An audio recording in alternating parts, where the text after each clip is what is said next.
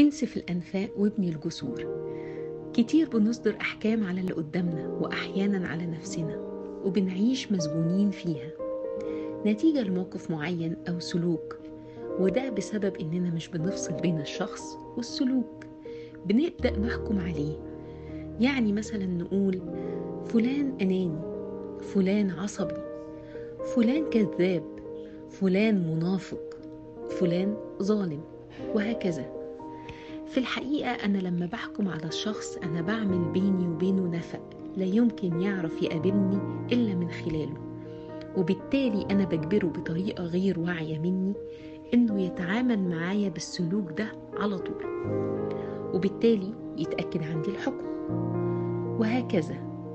هفضل في الدايرة دي على طول، والدايرة دي لا يمكن هتتغير طول ما النفق ده موجود. علشان كده أنا لازم أنسف النفق ده، ولأننا كبشر فينا من جوانا الحلو والوحش، ولازم نبقى عارفين وإحنا بنتعامل مع بعض إننا فينا الاتنين، وإنه مفيش حد حلو على طول ولا وحش على طول.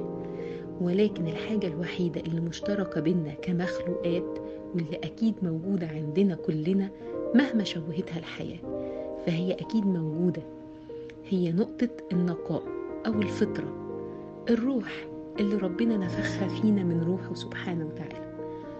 وأنا لو عايزة أخلق بيني وبين أي شخص قناة للتواصل، يبقى لازم أبني جسر من نقطة النقاء اللي عنده للي عندي، يعني أتعامل معاه كروح مع روح. انسف الأنفاق وابني الجسور.